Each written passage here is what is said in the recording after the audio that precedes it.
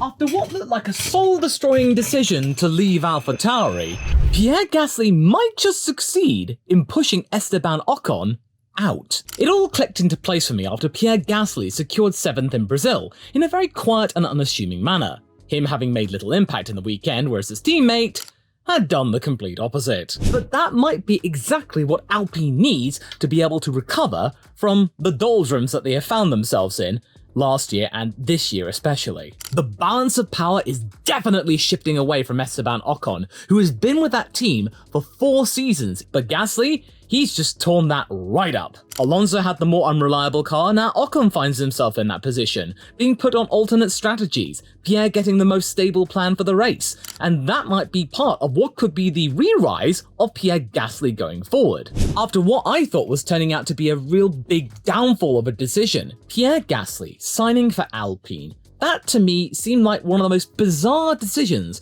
to come out of the silly season of 2022.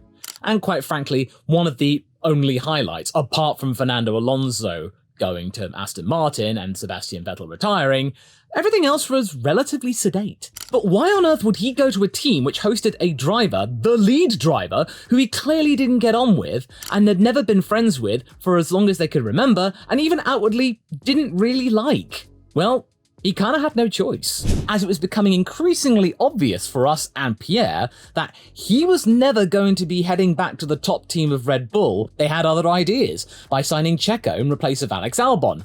No opportunity to be able to get himself back up there in the wake of what was his replacement in 2019, then being shown the door himself. No. Pierre's job at the Red Bull Group was to be the bastion of AlphaTauri and keep them as a constant and a yardstick for any incoming potential young talent from the Red Bull Junior program, which turned out to be Danny Kvyat, who was already a veteran of the group, and Yuki Tsunoda, and that's it. Sure, he was doing okay, but AlphaTauri weren't. They eventually finished the 2022 season in 9th place, and had clearly not done well in interpreting the new regulations for themselves, having moved away from the old model of raiding the Red Bull parts drawer, which they are now raiding again, and implemented the RB19's rear suspension from Singapore onwards, and wouldn't you know it, they're doing better now. And quite clearly, Daniel Ricciardo's experience in the RB19 at the Silverstone tyre test and the simulators, that's proving to be really beneficial as AlphaTauri rediscover themselves, but it was clear that for Pierre Gasly, it was definitely his time to go.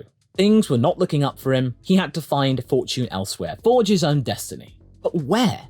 It wasn't really looking all that solid, and Alpine had to fill in the gap from Alonso, and they had to come to terms with having lost their young star Oscar Piastri to McLaren. I still don't have any sympathy for them, Alpine. They made a rod for their own back. Considering where AlphaTauri were, Alpine was just nothing but better. Pierre has gone on to say that he hopes to talk to Helmut Marko one day about why he got demoted in the first place and the stuff surrounding it. Perhaps why he was never considered perhaps of replacing Albon after getting his first win for AlphaTauri in 2020. But then again, people have actually speculated that Gasly wasn't all that nice to the Red Bull mechanics, and that might be another reason why he was kept away from them. But people can mature. Give him another chance, but Red Bull clearly weren't going to give him another chance. It might have turned into one of his smartest decisions, because he's pulling a Fernando. He is killing his teammate with kindness. Of course, it's not over yet, and there's still one more season before both drivers are up for renewal, in what will look likely to be one of the silliest silly seasons in F1 history, because 2/3 of the grid are up for transfers in the wake of the 2025 rule tweaks, which could see the order changing all over the place like it did in 2021. But I feel that Pierre Gasly has done enough to convince Alpine that he is the one to build a future around, and not Esteban Ocon, who had been the anchor for the last 4 seasons, since Toto secured him a gig there for 2020. Now, before you say anything, I am not saying that Esteban Ocon is a bad driver. He is good, and on his day, he can be just as good and skilled as Pierre. Him getting a victory in Hungary for Alpine, which they have been craving for years since the days of Alonso, and then getting podiums every now and again, that is not a bad achievement, and that is justifiably what keeps you in Formula 1. But sometimes that proves not to be enough in the long term. You need to keep getting good results, and being a very good and constructive driver for the team, because remember, Formula 1 is a team sport. And Pierre, I think, is a really good team player, Without his skills at AlphaTauri, I don't think they would have been as good as they have turned out to be, and get all the surprises that they found themselves with in 2020 and 2021, when Pierre had accepted the role of being the lead driver of that team. And Pierre is starting to show his influence with Alpine, being able to provide really good feedback for the team and his mechanics, and voicing out some particular tweaks to the A524, such as, for example, maybe making the cockpit a little bit shorter, so that means his arms don't have to reach out so far, and that means it's more comfortable when he's trying to steer the actual car. Because Esteban Ocon, he is a very, very tall boy, and it had been catered for him, the cockpit, because, well, he's the most senior driver. He's the one that's been able to have the most influence on the car. But now that's starting to change in favor of Pierre because of his experience, which since the summer break ended has become more and more consistent, with him outscoring Ocon and completely overriding the deficit he had with Ocon before, and now provided a 16-point advantage over Esteban. And this stat that I'm about to show you completely mesmerized me. This little stat selection from Brazy on Twitter. It put into numbers the impact that Pierre had had on the Faenza team since it became Toro Rosso and then AlphaTauri. And remember, this is just with the Toro Rosso stats. If you include the Minardi portion of those stats, the other 340 Grand Prix starts, them being around since 1985's Brazilian Grand Prix, it becomes all the more spectacular.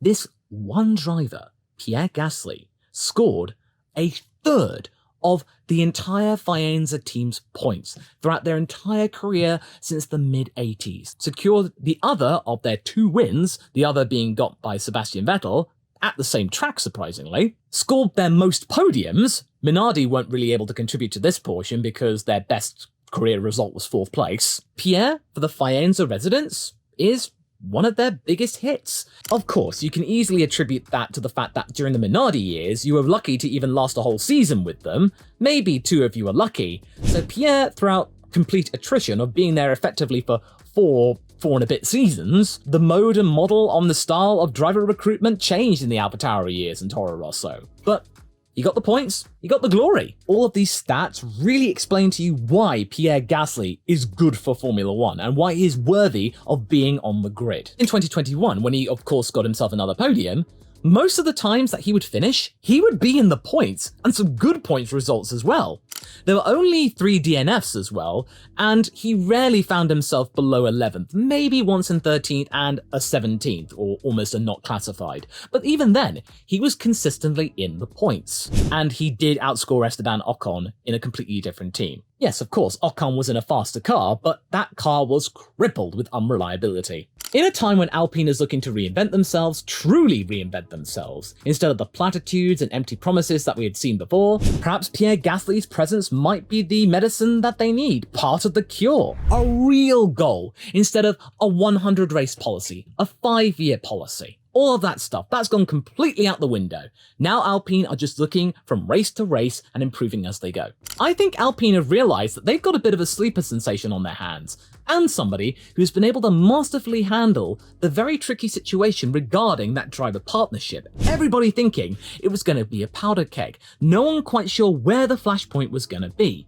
And before you say anything about those 2 accidents that they had where they collided together, that's been kind of rendered moot, mainly for the fact that Pierre Gasly, and Ocon to a lesser extent, were able to quickly defuse the situation, say that it was a complete accident, that they didn't collide with each other, they were just part of other bigger calamities that befell them. Esteban Ocon is denying the tide of car development has been going towards Pierre's favour. That doesn't count for the fact that things are changing. He thinks that there's nothing going on, that it's fine, that it's just down to bad luck and unreliability, which is partially true. He has had many more DNFs than Pierre has had this year, but even then, they really need to fix the unreliability. And we've also seen the Alpine curse, where one driver has the less sturdy car, and this time around, Ocon has received that, after Alonso receiving that last year, when it would have been more obvious that Alonso probably lost dozens of points because he would fail to finish because the car gave up on him. So you might be thinking, well, what's your argument here? It all rests on conduct. Ocon has been incredibly sloppy this year and found himself in many different situations which aren't exactly glowing for Alpine in the midst of a managerial reshuffling. Do you remember all of those penalties that he gathered over the beginning of the season? All of those 5-second penalties and drive-through penalties, 10-second penalties, accruing upwards of nearly half a minute of them in one race alone?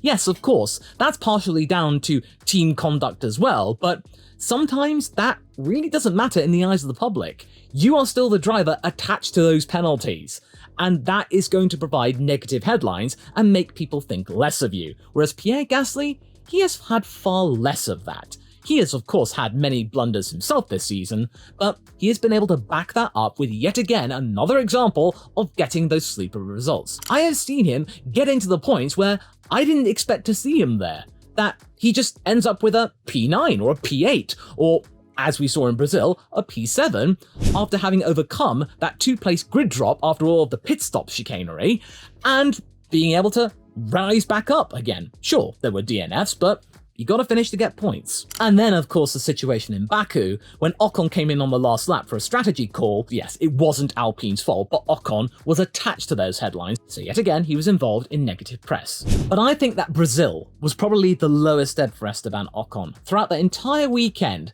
he completely conducted himself in a terrible manner. That whole situation for Fernando Alonso? Yeah, and at the same corner where he had a moment with Max Verstappen, and then at the weighbridge, he goaded Max Verstappen into shoving him. Remember, Max didn't shove him on his own, unprovoked. Esteban, as you can see, had a big grin on his face, and what he said effectively to Max was, "I was faster than you, bro."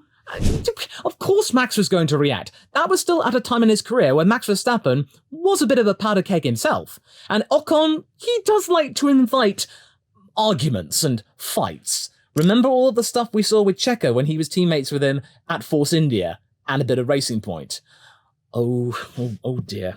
Ocon's reputation is never going to go away. And it's so incredibly confusing because off the track, he looks like a really nice guy. But on track, you don't want to get anywhere near him. So at a time when both drivers are up for renewal at the end of the season, and they're trying to state the case in Alpine keeping them for the following year in 2025, Gasly's doing all the right things, whereas Ocon is really not making himself out to be a sensible choice. Yes, in terms of talent and skill, they are relatively close, but sometimes it's about how you control yourself and behave outside of the car as much as what you do inside the car. Ocon, you were to blame. You lost control of the car. Yes, Alonso could be portioned part of the blame for not getting out of the way far enough, and maybe should have waited until later on to slow down, but blaming Alonso entirely?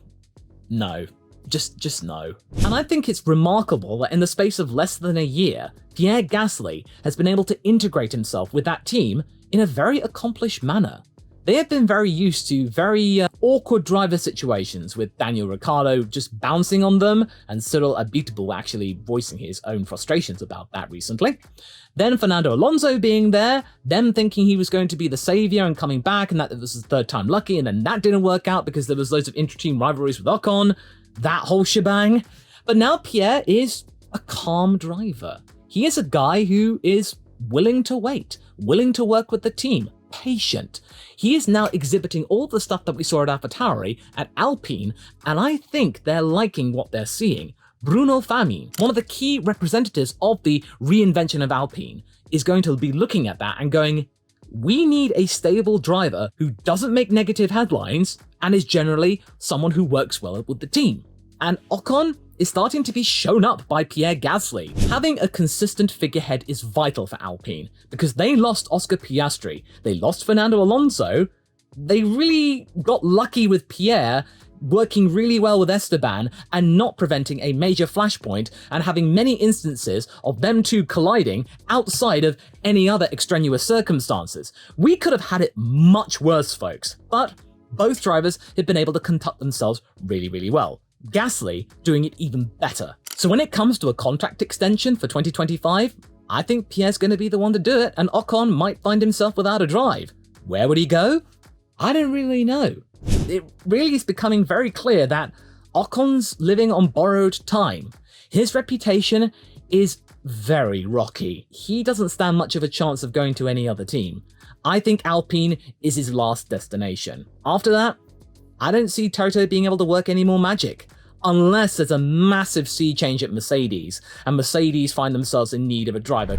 But they've got Mick Schumacher, they've got Kimi Antonelli, they've got Frederick Vesti, they may have other drivers coming up the junior formulae. I think Esteban, kind of like George in a way, has really got to impress where they are.